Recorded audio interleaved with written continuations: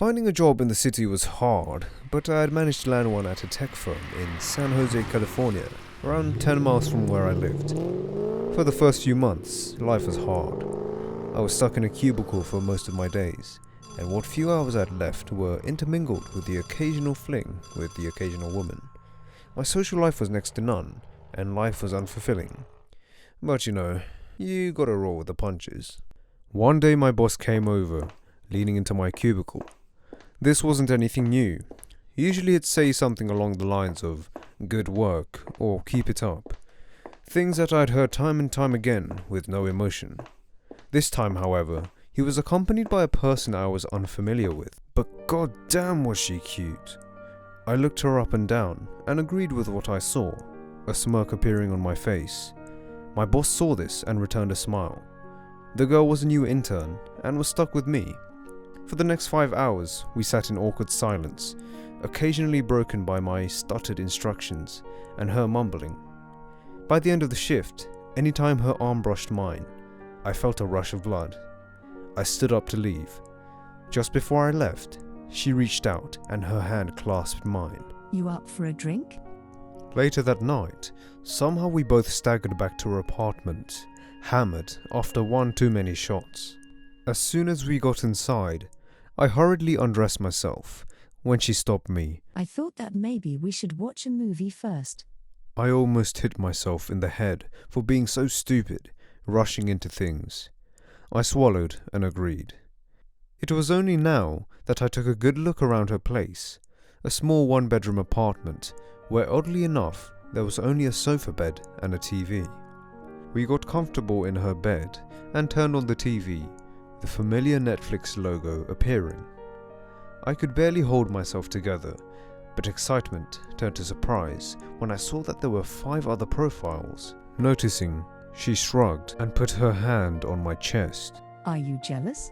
I bit back my frustration by simply shaking my head and took the opportunity to approach for a kiss. She stopped me and chuckled slightly. "We haven't even started the movie, hun." So I waited longer, almost in agony, as she lazily flicked through various titles. All things I had already seen, but told otherwise, eager to get it on already.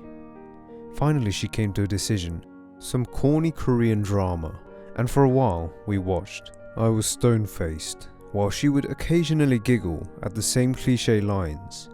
However, I could almost feel my heart pounding in my chest, and just when I couldn't hold it any longer, she made her move.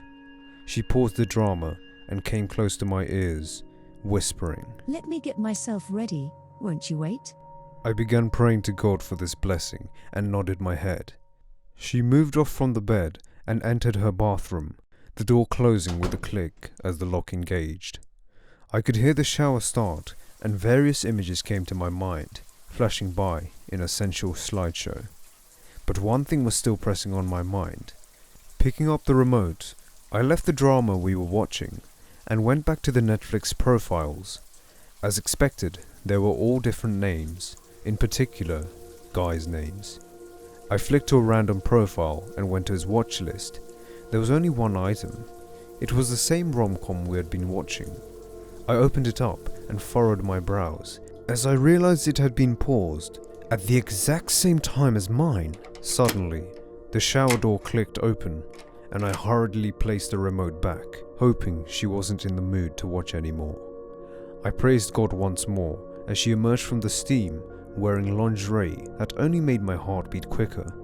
She pushed me back gently and I watched as she tugged my trousers down. Wrapping her arms around my neck, I failed to notice as her hands explored underneath her pillow and in one rapid motion withdrew a knife, plunging deep into my shoulder blades.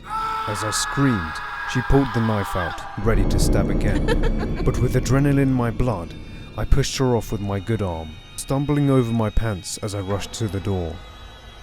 Pulling on the door handle, my heart sank as I realized it was locked. A sharp pain came about in my left leg. I let out a scream in pain. I swung wildly, landing a blow to her face.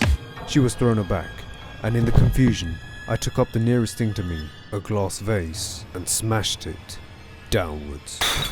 A sort of red haze came over me, and I didn't stop hitting her until I was certain her body lay motionless. She wasn't as pretty anymore. Realizing what I had done, I almost vomited and dragged myself into her bathroom and threw up for real. Tucked away neatly in a corner were a pile of bodies, the stench overwhelming.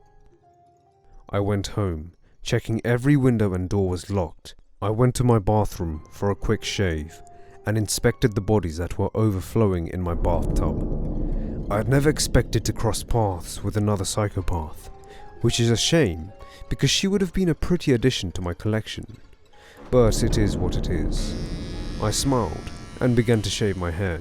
Time for a new identity. Oh yeah, Korean dramas are terrible anyway.